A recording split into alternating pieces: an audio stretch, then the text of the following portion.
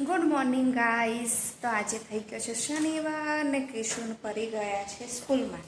આજે હતી સવારની સ્કૂલ અને પછી પરીના પપ્પા પણ જતા રહ્યા છે નોકરી. તો હવે હું છું એકલી ને શનિવાર હોય એટલે આપણે હોય ઘર સફાઈનો દિવસ.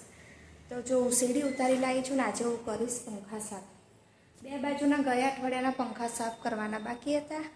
તો પરીના પપ્પા કે હું નથી કરવાનું, હું થાકી જાઉં છું. તો કે ફરીને અઠવાડિયે કરીશું, પણ લાગતું નથી કે આ અઠવાડિયે પણ થાય. તો મેં વિચાર્યું ચલ છોકરા છે ને એનું ઘરે એકલી છું તો ફટાફટ સાફ સફાઈ કરી દઉં. તો કરવા બેસું છું સાફ સફાઈ. 9:30 જેવું થયું છે ને અમારે ગેસનો બોટલ છે ને આજકાલ જ છે. પતવાની તૈયારી છે ને સામે અમને બીજો મળવાની આશા છે નહીં.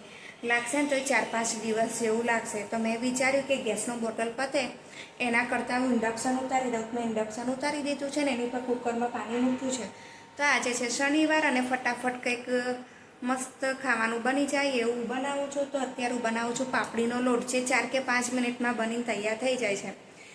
અને ગેસ પર બનાવત તો કદાચ કાલે કે પરમ દિવસ ગેસનો બોટલ પતી જાય તો મારે થાય ઉપાધિ, કારણ કે સ્કૂલો ચાલુ છે તો ટિફિન બનાવવાના હોય. અને કાલે છે રવિવાર, તો રવિવાર રજા હોય ને ગેસનો બોટલ ના મળે. અને એમ પણ 3-4 દિવસ પછી જ મળશે મને એવું લાગે છે, કારણ કે અમારી પાસે ગેસ કનેક્શનનું અમે નોંધાયું છે પણ એ પણ 3 મહિના જેવું થયું પણ આવ્યું નથી.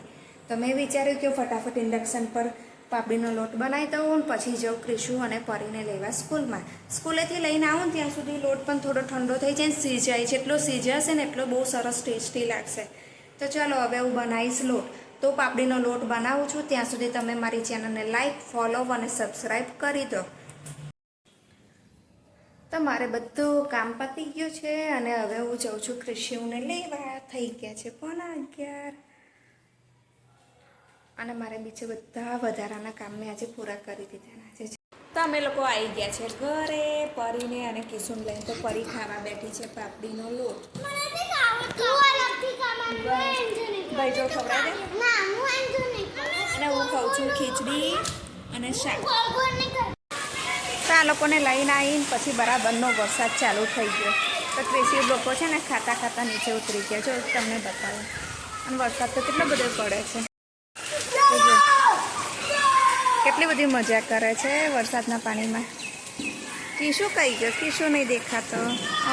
છેક પેલી બાજુ.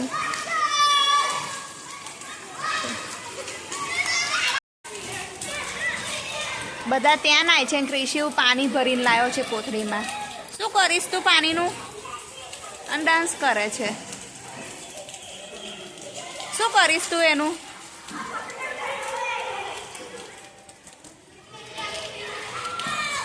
થઈ ગયો, પરંતુ જ્યાં ખાબોચિયા ભરાયા છે ને ત્યાં બધા બેસી જાય છે ને કૂદાકૂદને મોજ મસ્તી કરે છે.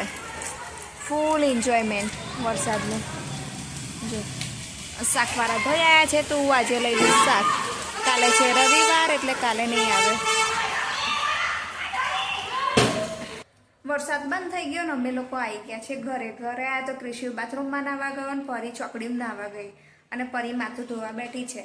તો સાંજે મારે બનાવવા છે દાળ વડા, બટેકા વડા, પછી ડાબડા બનાવવા છે, થોડા ડુંગળીના ભજીયા. આજે બધી જ જાતના ભજીયા બનાવીશ. તો એની સાથે ખાવા માટે ગ્રીન ચટણી બનાવી છે. અને આ ચટણી બનાવી છે ને તો પછી મને વિચાર આવ્યો કે હું છે ને 1/2 ડઝન પાઉં મંગાવું તો જોડે વડાપાઉં પણ બનાવી દઉં, કારણ કે છે તો મસાલો એક જ બટેકા વડાનો. પાઉં અને ચટણી પછી હું સૂકી અંદર પેલી જે લાલ ચટણી નાખવાની આવે છે એ પણ હું બનાવી દઈશ. તો આ ચટણી બનાવીને આની અંદર ભરી દઈશ.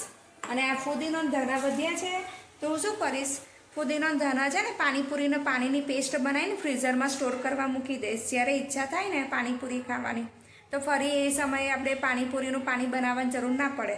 તો આની જાડી એવી પેસ્ટ બનાવીને એક વાડકીમાં ભરીને ફ્રીઝરમાં મૂકી દઈશ. અને જ્યારે ખાવું હોય ત્યારે વાડકી બહાર કાઢીને એમાં સાદું પાણી રેડવાનું ને વાડકી મૂકી દેવાની, એટલે એમાંથી બધું એ પેસ્ટ છૂટી પડી જાય ને પાણી પણ તૈયાર થઈ જાય. તો હવે બનાવું છું પાણીપુરીનું પાણી. તો 5:30 થયા ને વરસાદ બંધ થયા પછી એટલો બધો તાપ આવ્યો ને અચાનક જો ફરી પાછા વાદળ છવાયા. તો લાગે છે આજે આ લોકોને મારે નીચે રમવાને લઈ જવાય.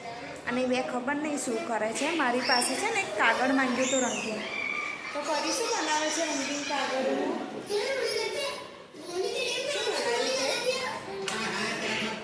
ખબર ખબર નહીં એ શું બનાવે છે. અને મારો આ હીરો છે ને હીરો ખબર નહીં કેમ બેસી રહ્યો છે. Hi hero. Happy birthday hero. Birthday hero કે ના તો નથી જ ને બર્થડે નહીં સાચું કે છે કે. તો અત્યારે અમને લોકોને નાની મોટી લાગી છે. નાની મોટી ભૂખ લાગી તો મેં વિચાર્યું ચાલ દાળ વડાનું ખીરું છે તો છોકરાઓને બનાવી આપું. તો આમાં મેં ઓરેન્જ કલર નાખીને બનાવે છે દાળ વડા. પરીને ક્રિશિવ જાય છે નીચે રમવાને. ક્રિશિવને અત્યારે મામી તો થઈ સાયકલ નાટા મારે છે. ક્રિશુ તા ભાઈબંધના મમ્મીનો ફોન આવ્યો છે. મન જોડે વાત કરવાની છે. કરું ફોન? આજે શું કરાયું સ્કૂલમાં? હા કરું ને ફોન. કોણ જોયું તો આનંદ હમણાં આવશે થોડી વારમાં.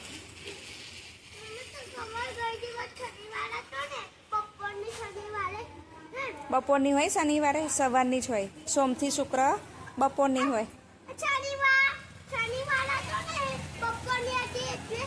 હા તો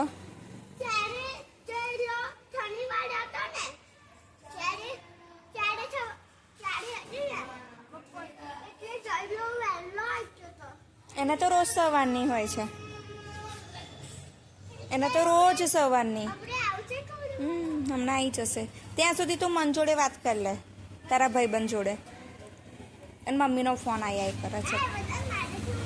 તો અત્યારે પરીને લાગી ગઈ છે ભૂખ. તો પરી કે મમ્મી મને દાળ વડા બનાવી અને એ પણ કલર નાખીને. તો જો એના માટે દાળ વડા બનાવવાસ ને એને છે ને ઇન્ડક્શન પર આજે બનાવાતા. તો એ સ્પેશિયલી જોવા ઊભી છે કે ઇન્ડક્શન કેવી રીતે ચાલે છે, કેવી રીતે ચાલુ થાય છે, બંધ થાય છે, ટેમ્પરેચર કેટલું રહે છે. તો એ ઊભી ઊભી જોવે છે. તો જો મેં દાળ વડા કલરફુલ દાળ વડાનું ખીરું તૈયાર કરી દીધું. અંદર ડુંગળી, લીલા મરચાં, મીઠું નાખી દીધું છે. અને આ બાજુ બનાવ્યા છે બટેકા વડાના બોલ બનાવીને તૈયાર કર્યા છે. આ વડાપાઉં માટે છે. આ મરચાં તરવાના છે. અને આની અંદર હું અજમો અને મીઠું નાખી તળી નાખીશ. અને આ છે ડાબડા જેમાં જો મેં લાલ મસ્ત લસણની ચટણી ભરી છે. આવી ગયું ને જોઈને મોઢામાં પાણી. તો કોને કોને આવી રીતે અલગ અલગ વેરાયટીવાળા ભજીયા ભાવે છે મને કોમેન્ટ્સમાં અવશ્ય કહેજો. અને ફરી જો કેટલી બધી ઉતાવળ કરે છે ભજીયા ખાવા માટે. આ બીજી વારના બનાવશું.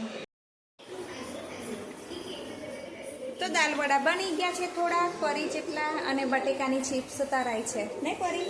અને પરી તો જો કેટલી બધી ઉતાવળ કરે છે. એ બેસી અહીંયા ને અહીંયા જ ઊભી થઈ ગઈ છે નાની ખુરશી લઈને જોવા માટે.